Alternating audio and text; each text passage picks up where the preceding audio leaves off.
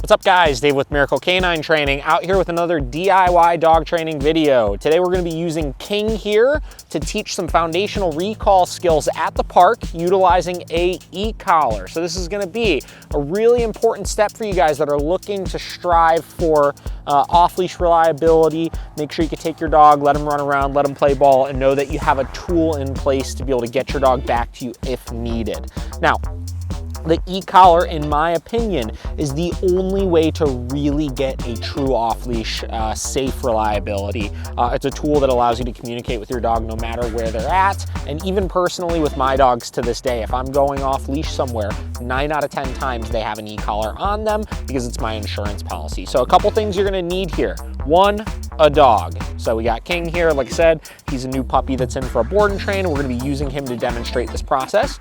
You're gonna need a long leash. Right now we have a 20-foot biothane long line on right now. I prefer something that's really light, really thin, that we could have drag around that's not gonna impede the dog's ability to move around too much. Anything longer than 20 foot gets a little messy. I like this because it's a comfortable distance where it simulates your off-leash reliability, but it doesn't get super tangled up as the dog is getting further away from you.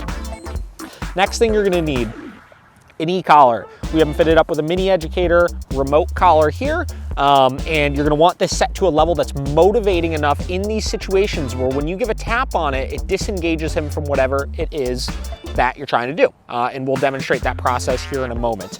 Last thing you're gonna need is some food. I have a bag of his kibble here. He's very motivated for this. If you wanna use standard treats, you can.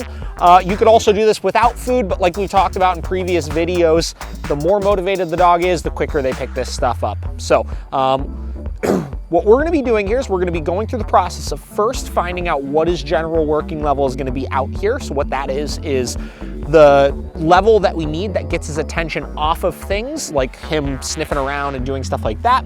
And then what we're gonna be doing is we're gonna be conditioning in when he feels that tap in conjunction with the word come, it means to come back to us and get a reward. Now again, very curious puppy. You see his nose is glued to the ground. He's off all over the place. He's very resistant to the leash. So what we're gonna be doing is we're gonna be teaching him to come back towards us. So first things first, finding that working level. So what I'm gonna do is I'm gonna start at 0 on this remote.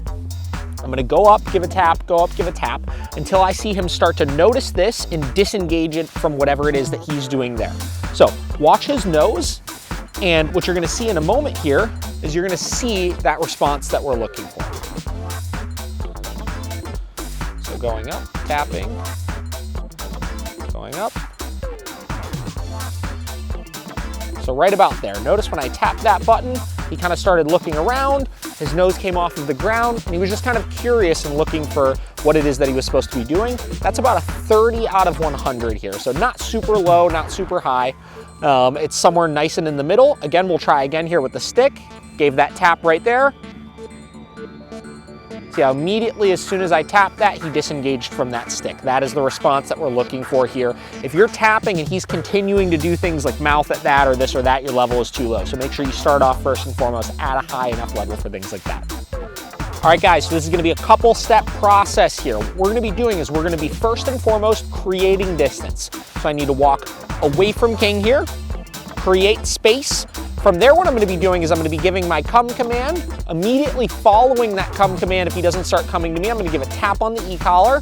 From there, I'll give help with the leash. And lastly, once he gets to me, I'll mark with good and I'll give a reward here. So let's go ahead and get started. King, come. Good. So right there, came on his own, no need for a tap. Now we're gonna continue repeating the process, looking for opportunities where maybe he starts to get a little distracted here.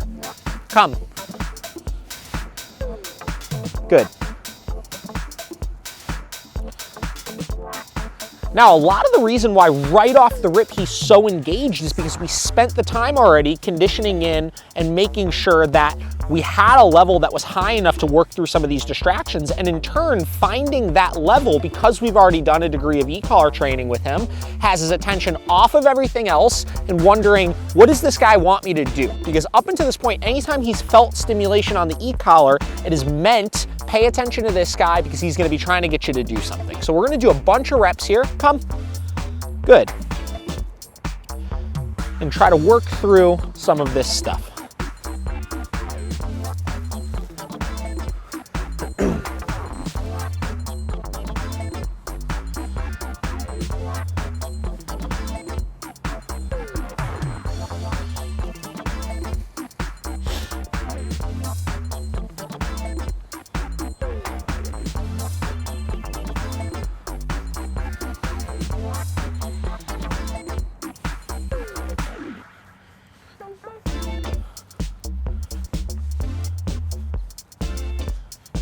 Now, if he starts hovering towards you like this, what we're gonna do is we're gonna just continue moving until we lose him. So I'll start walking towards additional distractions. I'll walk over by some of these trees and stuff over here, and I'll see if I can get his attention off onto something else.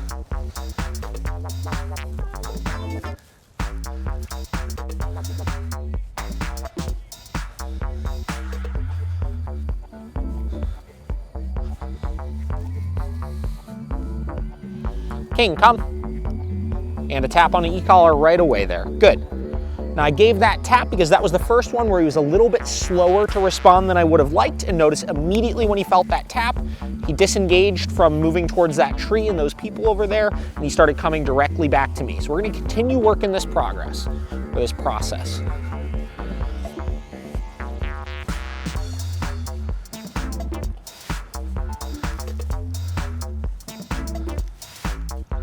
King, come. Good. Now I'm going to continue working on this and just moving throughout the park here until he's essentially 100% reliable with this.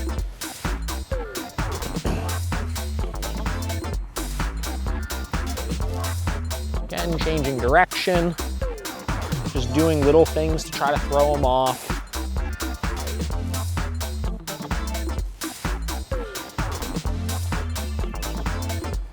And starting to move towards bigger distractions here. We have some birds, we have sticks, all sorts of things that a young lab puppy might be very interested in. We have a couple squirrels up here as well.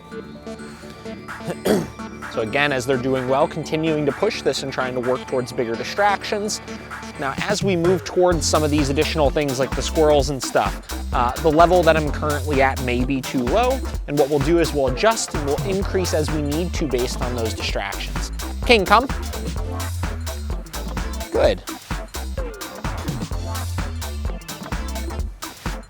Okay.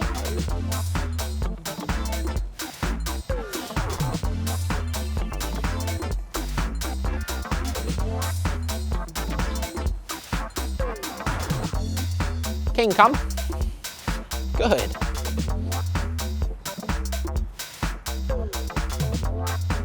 Okay.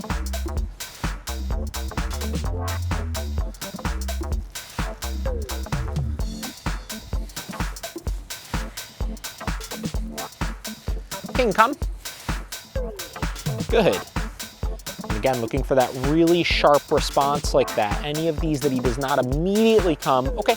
When I give that come command, I'll be following up right away with the tap on the e-collar that's high enough that he immediately disengages from that distraction.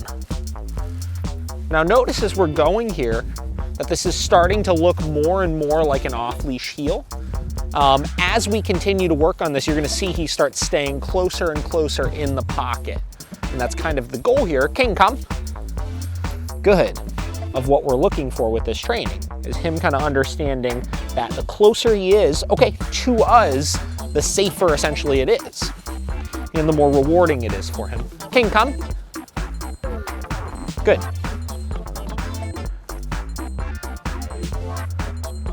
Okay.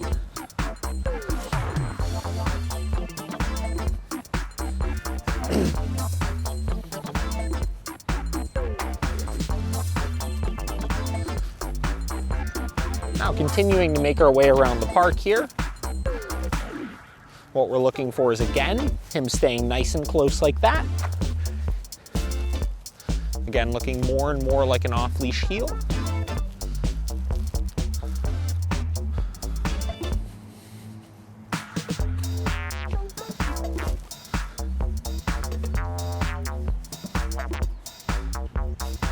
King, come. Again, a tap right there. Good. For being a little too glued on that tree when I called him. Okay.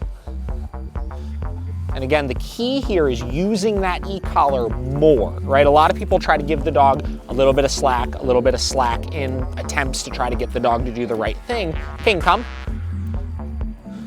Good. But the more that we use it, the more they understand it. The more that he feels it and realizes coming to us, okay, one, relieves that pressure, and two, gets him rewarded, the better his understanding is gonna be of this tool, ultimately, and the more positive his association with this tool will be.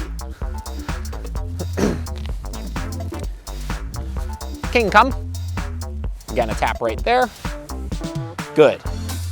And then I'm always following up with that food. I'm trying to condition, okay, like we just said, that positive association with every time you feel this, check in with this person because there very well may be something in it for you. I want this to be more like, hey, hey, hey, poking them for attention, popping the leash in your direction to get attention. It shouldn't be always perceived as this big punishment if it's trained in the proper way. King, come. Good. This is looking really great here. Okay, so we'll make our way this way. We'll do a couple more rounds in the grass over here. But this is exactly what a first session of this should look like. King, come. Good. Okay.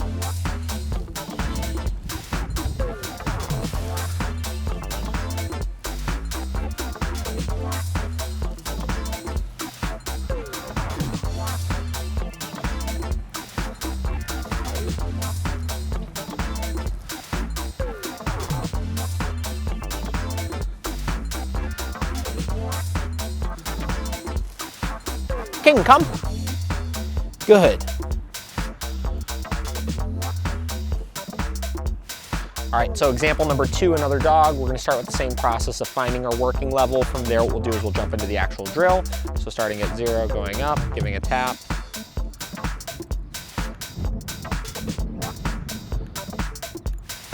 So we see some sort of sign that he's noticing it. Right there is gonna be a 9. So let's go ahead and start here. So walking around. Leo, come. Good. Okay.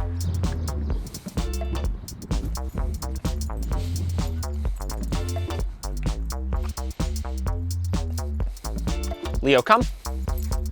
Good. Okay.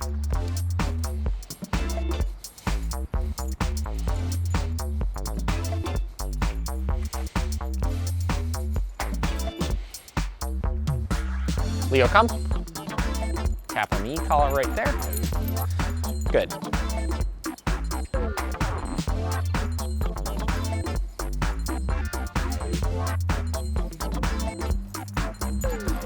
Leo, come. Good.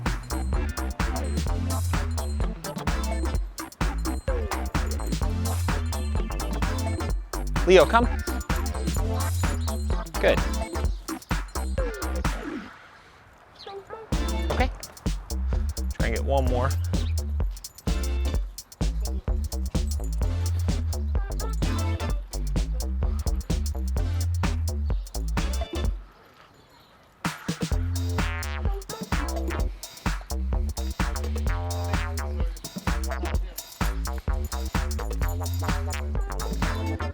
Good. Very good. So that's kind of some of the first stages of conditioning in your remote collar with the recall. Again, we have a very motivated dog here, so the process moves along a little bit quicker, but the big key factors here is work high enough on the e-collar to fight those distractions, find your working level before you start, have something the dog really wants to reward them with if possible, and continue to push around harder and harder distractions.